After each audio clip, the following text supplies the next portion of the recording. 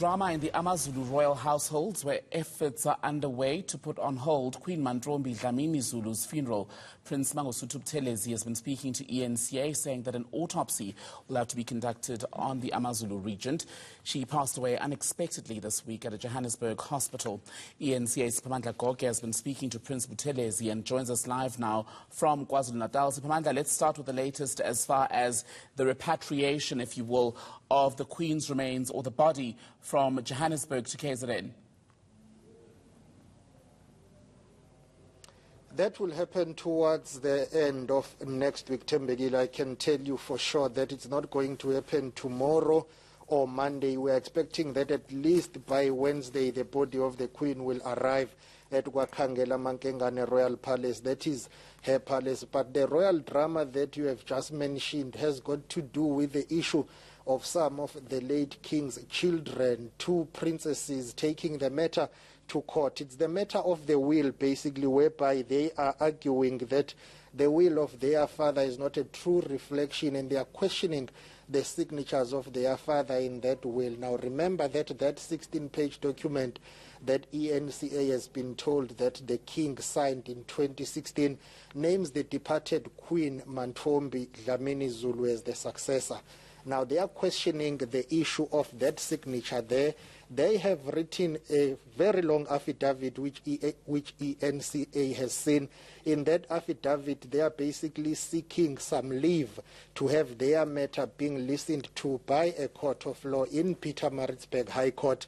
They are saying the matter is urgent. They need the matter to be enrolled and to be heard on an urgent basis, and they are hoping that they will be granted that. But let me tell you that at the center, the gist is about really that will and the signature of the king. They are questioning that, and they are saying the matter needs to be heard. Now, the second respondent in that affidavit that they have filed, we understand, is the departed Queen Manfombi. In that affidavit, they also question what they call her identity number. There they are saying, they are alleging that it was altered and that there were no witnesses. But that long affidavit, the gist of it is the issue of the signature of the king, which according to them is in dispute, and also they are saying everything needs to be put on hold up until that matter is heard on an urgent basis, and there has to be a decision. Now, that will affect the issue of succession in the Zulu kingdom and in the royal family.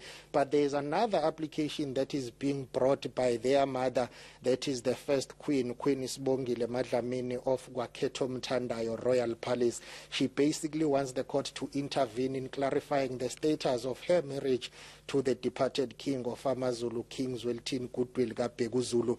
But let's listen to the traditional prime minister of the Zulu nation, Prince Mangosuthu Buthelezi, explaining.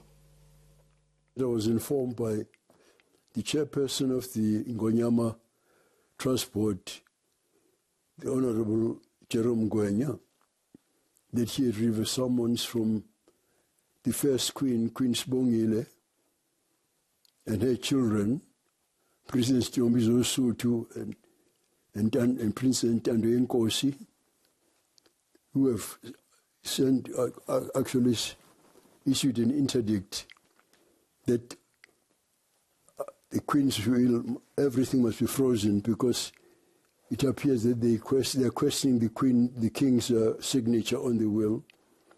And I believe that quite a number of members of the family, including the Queen Mother, the widow of my late first cousin, King Cyprian, who said that she has received the same summons. She has children, 3 children, Princess Volindela, Prince Matubesizwe, and Prince Mxolisi.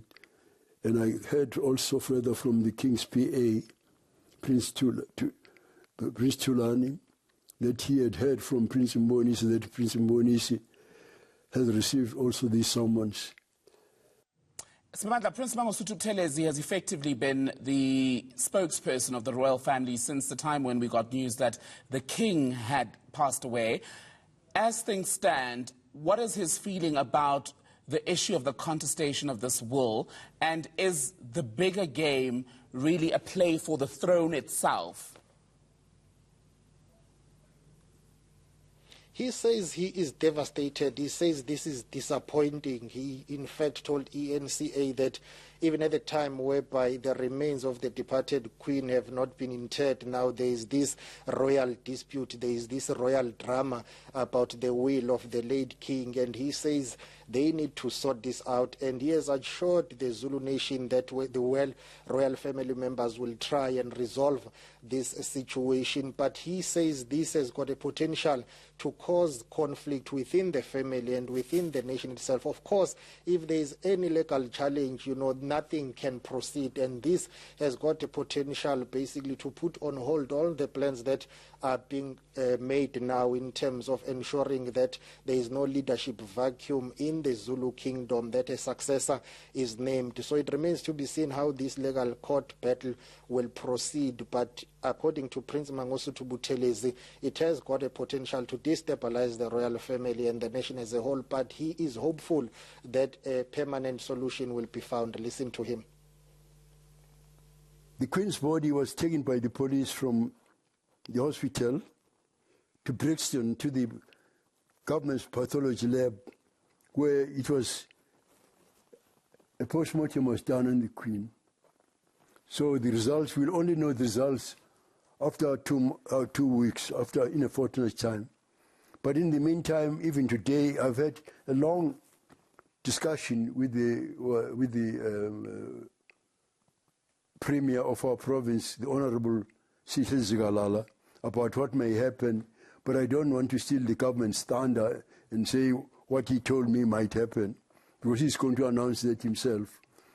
But it's possible that in my statement, I'll give a fuller, detailed statement that I believe that the body of the regent will be in the palace by Wednesday. In fact, this interdict is also sent to the head of state, President Ramaphosa. From what I heard, I haven't seen the summons myself, actually restraining from the appointment of the late Queen, that she must not be appointed. So such things, even before we bury the mortal remains of the regent and Queen, are very heartrending, I must say, to all of us. Because when a thing like this has happened and it hit us so hard, one after the other, I think we need peace. We need to do things peacefully. But there are all sorts of things, all kind of meetings, private meetings, all sorts of things that are being posted on. Just a quick final one, Siphamandla. While you were speaking to Prince Mangosuthu Buthelezi, another disturbing development around the passing of the Queen is about conversations that are going on about her and allegedly being poisoned at some point. Is the royal family speaking at length on that? Let me tell you where those reports emanate from. I think it was in 2017, if my memory serves me well, the departed king was addressing outside Waketo Mthandayo Palace, where he was commemorating his inauguration or coronation as the king of AmaZulu.